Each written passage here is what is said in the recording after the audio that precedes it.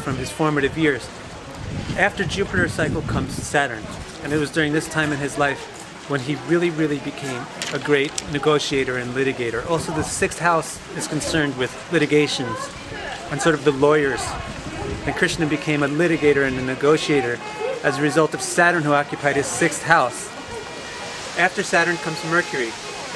In the Mercury period, this theme of Krishna being the great litigator continued, especially because Mercury is such a great diplomat and is exalted in his fifth house. So Krishna really becomes known as a great diplomat at this time in his life during his Mercury cycle.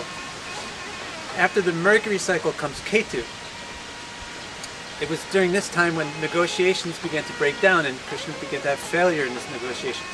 Ketu is a very difficult planet.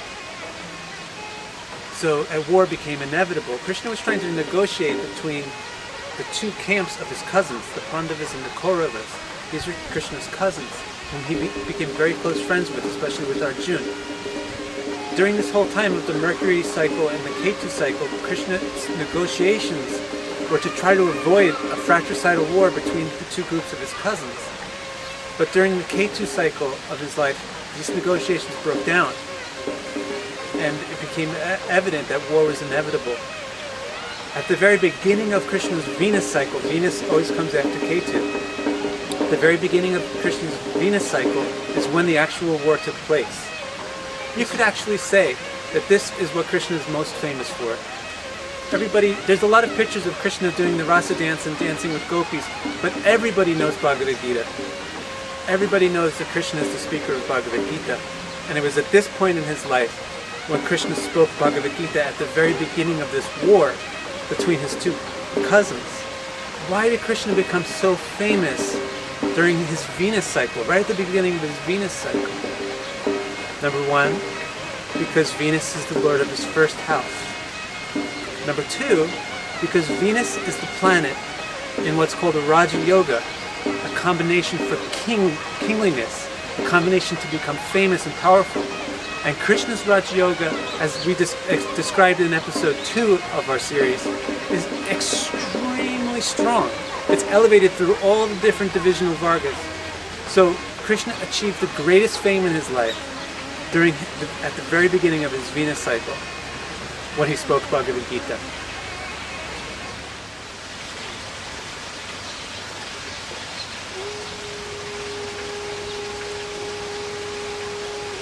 So after the war, things really start to quiet down for Krishna.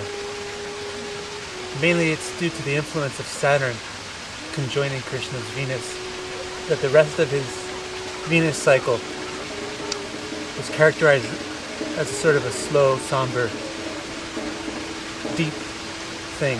Krishna returned to his city Dwarka, spent the rest of his Venus cycle there, spent his sun cycle there, quite domestically, sun being the lord of the fourth, occupying the fourth house. He became much more domestic and quiet than in his earlier life. Next cycle after the sun is the moon. His moon is conjunct Ketu. Krishna starts to become more philosophical, starts to display somewhat of a renunciative attitude, an attitude which is stereotypically spiritual. And then Krishna lived to the age of 126. He showed no signs of aging. He matured at twice the normal rate. Maturity is not the same as aging. So once he became an adult, he ceased aging altogether. And the histories say that even in his 126th year, he looked more or less like a 25 or 30-year-old man. And at the age of 126, during his Mars-Saturn cycle, it was a very significant time for him. Previously it had marked the beginning of his adulthood. Now it's going to mark the end of his life, showing the importance of that previous phase of his life when he was with the gopis in Vrindavan. This is the same cycle that he chose to leave the world or end his life in. He was retired to the forest with his confidant and friend Uddhav. They retired to the forest, sat beneath a tree, much like these And Krishna gave his final discourse called the Bhagavad-Gita, which has sort of been hailed as a sequel to Bhagavad-Gita, as comical as that could sound. And on completing that discourse, Krishna was shot in the foot by an arrow of a hunter who mistook his foot for an animal. The feet pertain to the 12th house. Krishna is in Mars and Saturn cycle, both of which aspect his 12th house. Mars is always associated with an injury incurred by a blade or a stabbing or an arrowhead. In fact, even the symbol, Western glyph symbols for Mars, looks like an arrow. Krishna was hit in the foot with an arrow from a hunter. Saturn occupying his 6th house. The 6th house is of animals, hunters, people like that.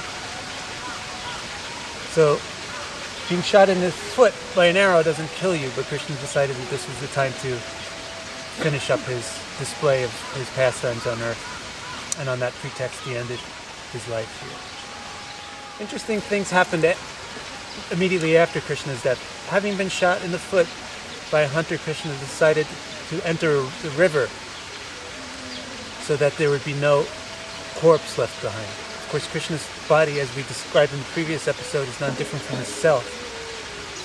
So, to make that happen on a physical level, he walked into the river and made himself disappear. Other things also happened. His city, Dwarka, was swallowed by the ocean. Shortly after his birth, all of his cousins and all of his family and all of his sons, you imagine if he had 16,000 wives, he could have an awful lot of kids. All of them died and killed themselves in various types of wars or various types of mishaps. They all left the world. So there's quite fabulous events associated with the end of his life.